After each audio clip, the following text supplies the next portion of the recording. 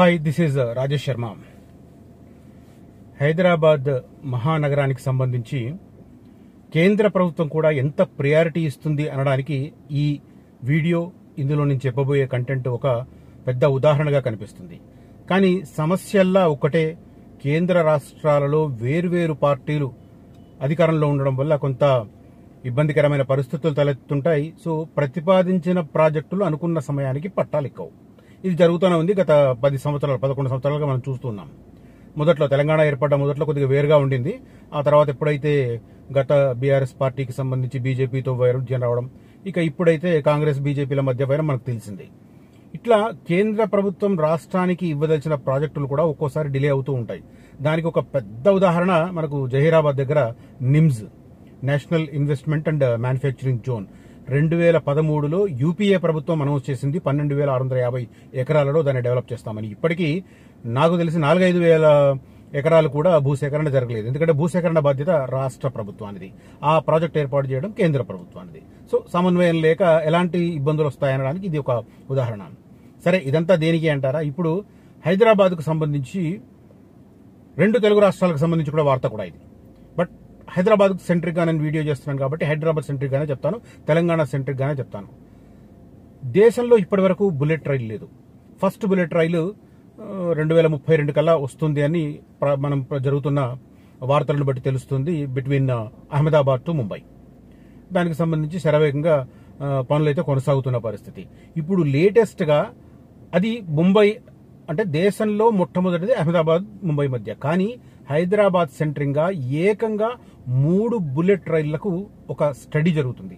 ఇదేదో ఆషామాషిగా ఇప్పుడిప్పుడే మొదలైన సర్వే కాదు, మొదలైన వ్యవహారం కాదు. ఆల్రెడీ రైల్వే బోర్డుకు దీనికి సంబంధించిన ప్రతిపాదనలు చేరాయి. సో కేంద్ర ప్రభుత్వం దానికి సంబంధించి సానుకూలంగా స్పందించడం, రాష్ట్ర ప్రభుత్వం కూడా తన బాధ్యతను సరైన సమయంలో కాల వ్యవధి పెట్టుకుని పూర్తి చేయడం, ఈ రెండు జరిగితే కనీసం నెక్స్ట్ జనరేషన్ అయినా చూడొచ్చు. మేబీ మా జనరేషన్ చూస్తున్నది నేనైతే అనుకోను, ఎందుకంటే నిర్మాణ కాలం చాలా ఎక్కువ టైం పడుతుంది. మనకు తెలుసు, మనం చూస్తున్నాం అహ్మదాబాద్ ముంబై. కాబట్టి నెక్స్ట్ జనరేషన్ అయినా హైదరాబాద్ సెంట్రిక్ గా 3 రూట్లలో, ఏకంగా 3 రూట్లలో బుల్లెట్ ట్రైన్ రూట్స్ చూస్తున్నాయి. ఇందులో హైదరాబాద్ నుంచి 2 మార్గాలకు సంబంధించి ఆంధ్రప్రదేశ్ కూడా ఎక్కువ చూడబోతోంది బుల్లెట్ ట్రైన్. ఆంధ్రప్రదేశ్లో ఉన్న కొన్ని ప్రధాన నగరాలు కూడా లింక్ కాబోతుంది. ఒకటి హైదరాబాద్ నుంచి చెన్నై, ఒకటి హైదరాబాద్ నుంచి బెంగళూరు. ఈ రెండింటికి సంబంధించి ఆంధ్రప్రదేశ్ కూడా షేర్ ఉంటుంది. తెలంగాణ షేర్ కొంత తక్కువే ఉంటుంది, ఆంధ్రప్రదేశ్ షేర్ ఎక్కువ ఉంటుంది. కానీ ప్రారంభమయ్యే సెంటర్ హైదరాబాద్ కాబట్టి సిగ్నిఫికెన్స్ హైదరాబాద్కి ఎక్కువ మనం అప్లికేబుల్ గా చూస్తూ ఉంటాం, మనం ఆపాదిస్తూ ఉంటాం. తర్వాత ఇంకోటి ముంబైకి సంబంధించి అయితే మొత్తం తెలంగాణ దాటిన తర్వాత కంప్లీట్ గా అది కొద్దిగా కర్ణాటకలో ఉండొచ్చు, మిగతా మొత్తం మళ్ళీ మహారాష్ట్రలో ఉంటుంది. సో ఈ రూట్లకు సంబంధించిన హైలైట్స్ ఏంటి, ఏ లెవెల్ కు ఈ ప్రతిపాదన వచ్చింది, వాటి వివరాలు నేను ఈ వీడియోలో చెప్తాను. వీడియో స్టార్ట్ చేసే ముందు యాజ్ యూజువల్ నేను ఫ్యూచర్ సిటీ ఇన్వెస్ట్మెంట్ గురించి రిక్వెస్ట్ చేస్తుంటాను. దాంతోపాటు ఇంకా అడిషనల్ గా ఇంకొక రిక్వెస్ట్ కూడా చేస్తున్నాను, ఒక సూచన కూడా చేస్తున్నాను, ఒక పిలుపు కూడా ఇస్తున్నాను కొంతమందికి. ప్రధానంగా ఫ్యూచర్ సిటీ ఇన్వెస్ట్మెంట్ కు సంబంధించి జాగ్రత్తగా ఆలోచించండి, ఆచితూచి అడుగు వేయండి. 13,973 ఎకరాలను గత ప్రభుత్వం సేకరించిన దాన్ని ఇప్పుడు కంపెనీలకు ఈ ప్రభుత్వం ఇస్తూ ఉంది.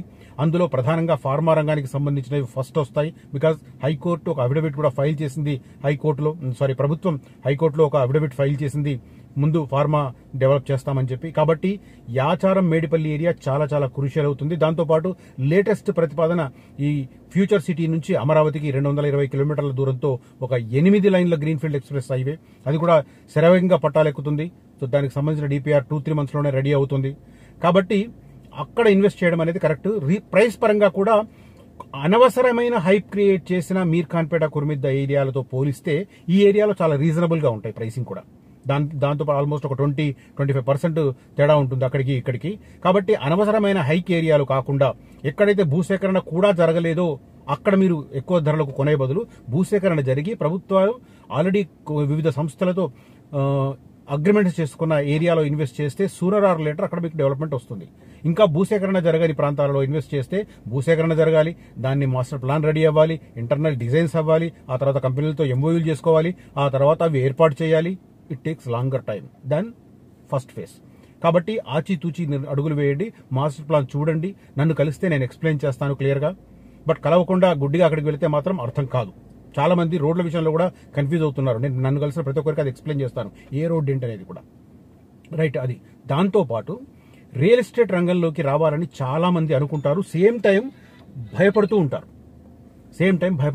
ఎందుకంటే రియల్ ఎస్టేట్లోకి ఎవరు వస్తారు, ఎలాంటి వ్యక్తులు ఉంటారని భయపడుతుంటారు. తర్వాత తాము ఎంచుకున్న సంస్థ సరైనదా కాదా, తాము సేల్ చేయబోయే వెంచర్ సరైనదా కాదా, లీగల్గా ఏమైనా ప్రాబ్లమ్స్ ఉన్నాయా, లేఅవుట్ అప్రూవల్స్ పర్ఫెక్ట్గా ఉన్నాయా లేదా, ఇవన్నీ స్టడీ చేస్తుంటారు. రైట్. కానీ భయంతో చాలా మంది ఆగిపోతుంటారు. అలాంటి వారికి మా అధిరన్ గ్రూప్ తరపున నేను ఈ పిలుపు అందిస్తున్నాను. మేము సరైన ప్రాంతాలలో వెంచర్లు వేస్తాం. లీగల్ పరంగా ఎలాంటి సమస్యలు లేకుండా చూస్తాం. లేఅవుట్ అప్రూవల్స్ పర్ఫెక్ట్గా ఉన్నవి మాత్రమే రెఫర్ చేస్తాం. కాబట్టి మా దగ్గర టీంలో జాయిన్ అవ్వండి. ఎలాంటి వారికంటే మీరు గృహిణులు కావచ్చు, లేదా రిటైర్డ్ ఎంప్లాయీస్ కావచ్చు, లేదా ఏదైనా జాబ్ చేస్తూ పార్ట్ టైంగా మీకు ఇంకొక డైలీ ఒక 2-3 గంటలు స్పెండ్ చేసే అవకాశాలు ఉండొచ్చు. ఇలాంటి వారు మా అధిరన్ గ్రూప్కి రండి, జాయిన్ అవ్వండి. పర్ఫెక్ట్గా మీరు తెచ్చిన లీడు, మీకు సంబంధించిన వారి నుంచి వచ్చే ప్రతి పైసా మీకు వస్తుంది. ఒకటి చెప్తాను నేను డీటెయిల్డ్గా. అంత ఎక్కువగా వెళితే కొంతమంది వేగంగా కామెంట్ చేస్తుంటారు. కానీ సింపుల్గా చెప్తాను. మన జీవితంలో మన తీరని కోరికలు తీర్చుకోవడానికి, ఒక ప్యారలల్ ఇన్కమ్, ఒక సంపాదించుకోవడానికి రియల్ ఎస్టేట్ రంగం ద బెస్ట్. మిగతా మీరు ఎక్కడ కూడా మీ ఫ్రీ టైంలో వర్క్ చేసుకోవచ్చు, మీకున్న రిలేషన్స్ను వాడుకోవచ్చు. సేమ్ టైం జెన్యూన్ ప్రాపర్టీస్ ఇప్పించవచ్చు. ఎవరిని మోసం చేసేది లేదు. ఎవరైనా భూమి కొంటే భూమి విలువ ఎప్పటికీ తరగదు. కొంతమంది కామెంట్లు చేస్తుంటారు భూముల మీద పెట్టుబడి వాళ్ళు మోసపోయారని. ఒక్కరిని చెప్పండి. అసలు సూనర్ ఆర్ లేటర్ పెరుగుతాయి తప్ప భూముల ధరలు తగ్గిన దాఖలాలు ఎక్కడా లేవు. ఇంకా దేనిదన్నా తగ్గొచ్చు కానీ భూముల ధరలు తగ్గిన దాఖలాలు ఎక్కడా లేవు. బంగారం అండ్ భూమి, బి అండ్ బిహెచ్ఏ. సో అట్లా మీరు తెలిసిన వారికి మంచి ప్రాపర్టీస్ ఇప్పించండి. మీరు 4 రూపాయలు సంపాదించుకోండి. దాంతోపాటు మీ జీవిత లక్ష్యాలను నెరవేర్చుకోండి. మీ పిల్లల భవిష్యత్తును ఒక బంగారు బాట వేయండి. వీలైతే మీరు కూడా ఆ సంపాదించిన అడిషనల్ అదనపు ఇన్కమ్తో ఇన్వెస్ట్ చేయండి. సో ఎవరైనా మా అధిరన్ గ్రూప్ టీంలో చేరాలనుకున్న వారు కనిపిస్తున్న నంబర్లో కాంటాక్ట్ చేయవచ్చు. నాగోల్ మెట్రో స్టేషన్, ఉప్పల్ శిల్పారామం పక్కనే మా ఆఫీస్ ఉంటుంది. డైరెక్ట్ అక్కడికి కూడా వాకింగ్కి రావచ్చు. బట్ ఏదైనా చేయాలన్న తపన ఉండాలి, టైం పెట్టే ఓపిక ఉండాలి. కుంటి సాకులు వెతుక్కొని తప్పించుకునేవారు అస్సలొద్దు. మనకున్న డైలీ 2 గంటలుందా, 4 గంటలుందా, 5 గంటలుందా, లేదు ఫుల్ టైం చేస్తారు. బట్ కష్టపడ్డవారు కష్టపడ్డంతగా ఆ సామర్థ్యంతో సంపాదించుకునే అవకాశం రియల్ ఎస్టేట్లో ఉంది. సో కనిపిస్తున్న నంబర్లో కాంటాక్ట్ చేసి మా అధిరన్ గ్రూప్ టీంలో చేరవచ్చు. రైట్. ఇక బుల్లెట్ ట్రైన్కి సంబంధించిన హైలైట్స్ చెప్తాను. ఏ రూట్స్ ఏంటి అనేది. రైల్వే బోర్డుకు చేరిన హైదరాబాద్ ముంబై డిపిఆర్. ఇది డిపిఆర్ రెడీ అయింది. డీటెయిల్డ్ ప్రాజెక్ట్ రిపోర్ట్ డిపిఆర్ హైదరాబాద్కు టు ముంబైకి సంబంధించిన రైల్వే బోర్డుకు ఆల్రెడీ చేరింది. ఇది ఎలా ఉంటుందంటే, కొత్త రైల్వే మార్గాలు వేయాలన్నప్పుడు ముందు సర్వే జరుగుతుంది. సర్వే జరిగిన తర్వాత ఆ సర్వే ఆధారంగా రూట్ సర్వే జరుగుతుంది. రూట్ సర్వే ఆధారంగా ఎస్టిమేషన్స్ ప్రిపేర్ అవుతాయి. ఎంతెంత ల్యాండ్ సేకరించాల్సిందనేది క్లారిటీ తీసుకుంటారు. ఆ తర్వాత దానికి సంబంధించిన ఒక డీటెయిల్డ్ ప్రాజెక్ట్ రిపోర్ట్ తయారు చేసి ముందు ప్రాథమిక నివేదిక రైల్వే బోర్డుకు అందజేస్తే రైల్వే బోర్డు ఇనిషియేట్ చేస్తుంది డీటెయిల్డ్ ప్రాజెక్ట్ రిపోర్ట్ కూడా తయారు చేయండి అని. వాళ్ళు ప్రాథమికంగా ఓకే అనిపిస్తే అప్పుడు అది రైల్వే బోర్డు ముందుకు ఫైనల్ డిపిఆర్ వెళ్ళిన తర్వాత దెన్ ఆ రైల్వే బోర్డు ఆమోదించి అప్పుడు కేంద్ర ప్రభుత్వం ఆమోదం కోసం పంపుతారు. ఎందుకంటే కేంద్ర ప్రభుత్వం పరిధిలో ఉంటుంది రైల్వే శాఖ. ఇది ప్రాసెస్. ఈ ప్రాసెస్లో ప్రాథమిక సర్వే పూర్తయింది, ప్రాథమిక నివేదిక పూర్తయింది. ఆ తర్వాత ఫైనల్ డిపిఆర్ రెడీ అయ్యి రైల్వే బోర్డుకు ఆల్రెడీ చేరింది. So Hyderabad Mumbai bullet train కు సంబంధించి ఇప్పుడు కేంద్ర ప్రభుత్వం, కేంద్ర కేబినెట్ తీసుకుపోయే నిర్ణయం తరువాయి మిగిలింది హైదరాబాద్ ముంబైకి సంబంధించి. దాని తర్వాత ఇంకొక 2 అలైన్మెంట్ల మీద కసరత్తు. ఏంటి? హైదరాబాద్ నుంచి చెన్నై అండ్ బెంగళూరు 2 అలైన్మెంట్లకు సంబంధించి. అంటే ఇది అలైన్మెంట్ రూట్ ఎలా ఏంటి అనేది ముందు ఫైనల్ చేస్తున్నారు. ఆ స్టేజ్కి వచ్చింది. 3 గంటల్లో ఈ నగరాలకు చేరే రకంగా స్పీడ్ ఉంటుంది. ఇప్పుడు మనకు తెలుసు, ఆల్మోస్ట్ నేను అంచనా వేస్తాను 12 అవర్స్ పడుతుంది బెంగళూరుకు అండ్ చెన్నైకి వెళ్ళడానికి. ముంబైకి అయితే ఆల్మోస్ట్ 14 అవర్స్ పడుతుంది, 14 to 15 అవర్స్ పడుతుంది ఇది మామూలుగా రెగ్యులర్ ట్రైన్లో. కానీ 3-4 గంటల్లో ఈ ప్రధాన నగరాలకు హైదరాబాద్ నుంచి వెళ్లే రకంగా ఈ బుల్లెట్ ట్రైన్ డిజైన్ చేస్తారు. 3 to 4 అవర్స్. నాకు తెలిసి ముంబై 4 అవర్స్ పడుతుండొచ్చు. తర్వాత ఈ బెంగళూరు అండ్ చెన్నైకి సంబంధించి 3-3.5 గంటల్లో రీచ్ అయ్యే రకంగా డిజైన్ చేస్తున్నారు. హైదరాబాద్ నుంచి పొరుగు రాష్ట్రాల్లోని మెట్రో నగరాలకు బుల్లెట్ రైలు సదుపాయం కల్పించే కార్యాచరణ వేగవంతం అవుతుంది. ఇప్పటికే సిద్ధమైన హైదరాబాద్ ముంబై హైస్పీడ్ మార్గం సమగ్ర ప్రాజెక్టు నివేదిక డిపిఆర్ రైల్వే బోర్డుకు చేరింది. హైదరాబాద్ నుంచి ఆంధ్రప్రదేశ్ మీదుగా చెన్నై, బెంగళూరు వేర్వేరు 2 హైస్పీడ్ కారిడార్లకు తుది సర్వే అలైన్మెంట్ కసరత్తు ఇప్పుడు జరుగుతుంది. ఫైనల్ సర్వేకి సంబంధించి ఏదో ఇనిషియల్ కూడా కాదు, ఫైనల్ సర్వే. గరిష్టంగా 350 కిలోమీటర్లు, సగటున 250 కిలోమీటర్ల స్పీడ్తో ఈ ట్రైన్స్ నడిచే రకంగా డిజైన్ చేస్తున్నారు రూట్లు. ఇక దానికి సంబంధించి ఇంకోటి ఏంటంటే, 3 వైపులా కలిపి మొత్తం హైదరాబాద్ నుంచి 580 కిలోమీటర్లు తెలంగాణలో ఉంటుంది. Bullet rail track Hyderabad Mumbai high speed corridor DPR లో మొత్తం 11 స్టేషన్లను ప్రతిపాదించారు. ఈ మార్గం రాష్ట్రంలో సుమారు 170 కిలోమీటర్లు ఉంటుంది. తెలంగాణలో 170 కిలోమీటర్లు జహీరాబాద్ దాటిన తర్వాత. 2 హైదరాబాద్ జహీరాబాద్ స్టేషన్లు ఉంటాయి. 2 స్టేషన్స్ వస్తాయి దీంట్లో, ఈ రూట్లో. మిగతావన్నీ కర్ణాటకలో బహుశా 1-2 ఉండొచ్చు. ఆ తర్వాత కర్ణాటక అంటే బహుశా బీదర్ పెడతారేమో, గుల్బర్గా అంటే బెటర్ కానీ బీదర్ పెట్టొచ్చు. ఆ తర్వాత మళ్ళీ మహారాష్ట్ర ఎంటర్ అయిన తర్వాత ఇక సోలాపూర్ అవన్నీ ఉంటాయి, అవన్నీ చూసుకునే పరిస్థితి ఉంటుంది. ఇక కేంద్ర cabinet committee on economics affairs, ఇది డిపిఆర్ రైల్వే బోర్డు ఆమోదించిన తర్వాత నెక్స్ట్ జరిగే స్టెప్. నేను ఇందాక చెప్పాను కదా, డిపిఆర్ రైల్వే బోర్డు ఏం చేస్తుందంటే సెంట్రల్ గవర్నమెంట్కి ఇస్తుంది. సెంట్రల్ గవర్నమెంట్ కేంద్ర cabinet committee on economics affairs ఆమోదించిన తర్వాత భూసేకరణ పనులు ప్రారంభమవుతాయి, నిధుల మంజూరు వంటి ప్రక్రియలు మొదలవుతాయి. చెన్నై బెంగళూరుకు సంబంధించి కూడా చెన్నై బెంగళూరు మార్గాలను కలిపితే రాష్ట్రంలో హై స్పీడ్ కారిడార్ 580 కిలోమీటర్లు, అంటే హైదరాబాద్ ముంబై రూట్లో 170 కిలోమీటర్లు తెలంగాణలో ఉంటుంది.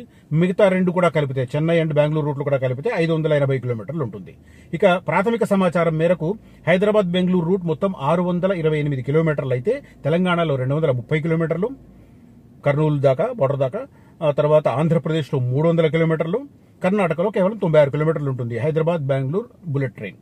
తర్వాత హైదరాబాద్ చెన్నైకి సంబంధించి 705 కిలోమీటర్లు అయితే తెలంగాణలో 180 కిలోమీటర్లు మాత్రమే ఉంటుంది. ఆంధ్రప్రదేశ్లో 464 కిలోమీటర్లు ఉంటుంది. సో ఆంధ్రప్రదేశ్లో ఇక్కడ భూసేకరణకు సంబంధించి చాలా క్రూషియల్ అవుతుంది. ఎందుకంటే హైదరాబాద్ బెంగళూరు రూట్లో ఆల్మోస్ట్ 300 కిలోమీటర్లకు భూసేకరణ చేయాలి.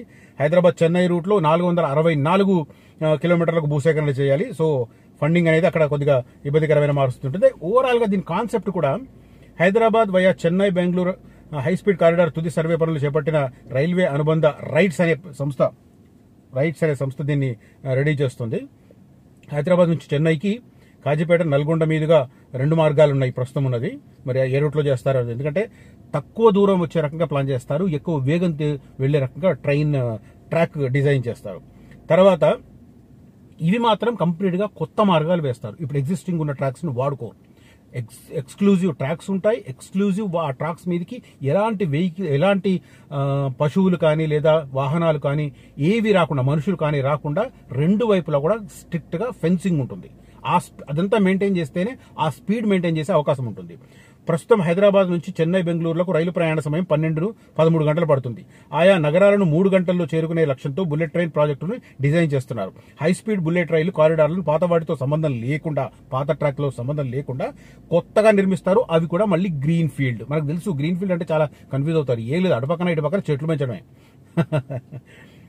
తర్వాత ఈ ప్రాజెక్టులు కార్యరూపం దాలిస్తే హైదరాబాద్ నుంచి ముంబై, చెన్నై, బెంగళూరుతో పాటు కర్నూలు, విజయవాడ, గుంటూరు నగరాలకు కూడా ఫాస్ట్ గా చేరుకునే అవకాశం ఉంటుంది. తర్వాత వ్యాపారం, విద్య, ఐటీ రంగాల విస్తరణకు కూడా ఈ మార్గాలు దోహదం చేస్తాయి అన్నది ప్రాథమికంగా సమాచారం.